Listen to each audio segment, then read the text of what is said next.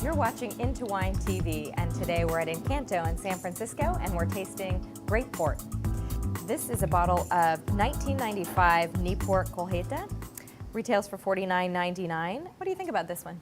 It's nice. I was saying I get a little bit of paint thinner VA quality on the nose, and it carries through a little bit to the palate. Explain VA quality. Volatile acidity. It can be a fault to too much of an extent. It can be okay at lesser levels.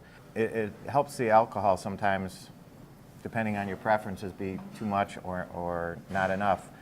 You know, I don't like this as much as others. It's a curious color to me. It's a beautiful color, but I would expect it to be a little bit less ruby.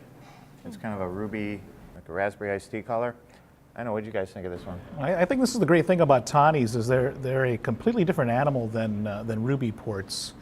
I mean, 12 to 13 years on oak is probably going to induce a little bit of volatile acidity to the wine.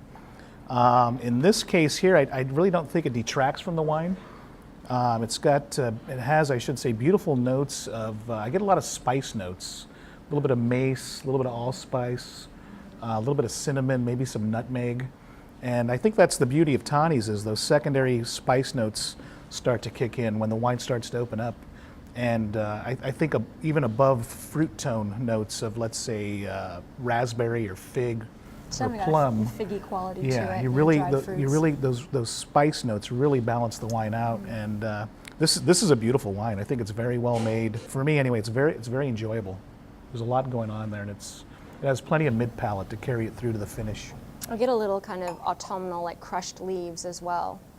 Yes, on maybe, the nose. maybe a little bit of forest floor type. Maybe the color's influencing me, but right.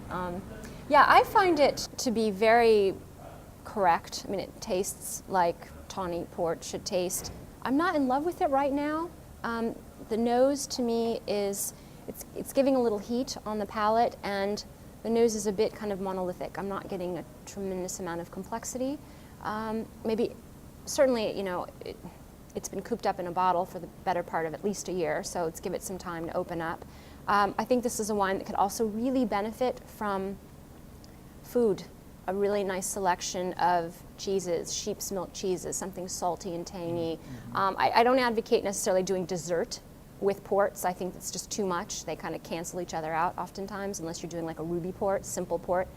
This has definitely got some complexity, so maybe some dried fruits, some nuts, sheep's milk cheeses. This wine could really open up. But by itself right now, it's not giving me a tremendous amount to fall in love with. Would you decant it? I think that would help. Not necessarily, no. You know, enjoy it, see how it develops in the glass. Usually at this point in the night, people are drinking port and they're relaxing and taking their time, so I don't think it needs to be decanted. I wouldn't necessarily. I also think you could drink this earlier in the meal. You know, it's dry enough. It'd be a short night for me. Yeah, well, that would be a problem, the alcohol. But it's dry enough that I think you could have it, you know, at the beginning of a meal. Well, I really agree with you on the sheep's milk cheese. I think something a little bit aged. I think maybe the nuttiness of a pecorino would really work nicely with the nuttiness and the spice notes of this wine. But all in all, I'm very much enjoying this wine. And like I mentioned prior, it's you know, to me, tawnies are a whole different beast, let's say, than rubies, and it's really nice to be able to balance the ruby out with a tawny every now and then.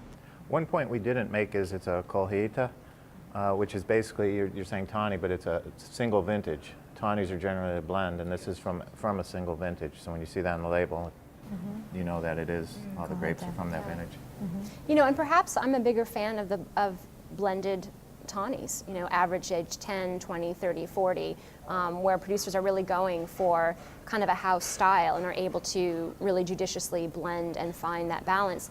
The really neat thing about vintage wines, vintage, you know, Colheitas, vintage ports, is that in a great vintage you have great fruit and you're going to get complexity, but that might evolve at different times. Things might take longer, less time, and so you kind of roll the dice, and that's what you're given, and that's, you know, you're not going to necessarily get the house style that maybe I'm used to enjoying in my tawny port. So that's something to consider. That's a great point. With you know, and you're exactly right. With a single vintage wine, you're locked into what's dealt to you by Mother Nature for any given vintage.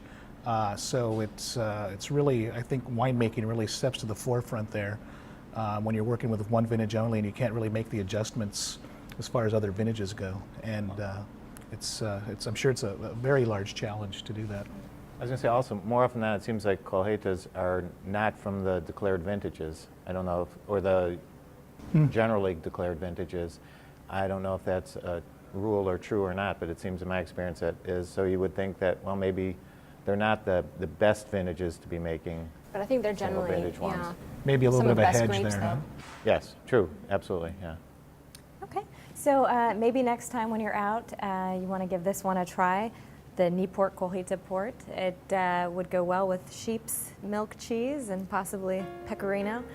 Sounds fantastic. I'm ready to go have some now. I hope you enjoyed this segment, and we'll see you next time. Thanks.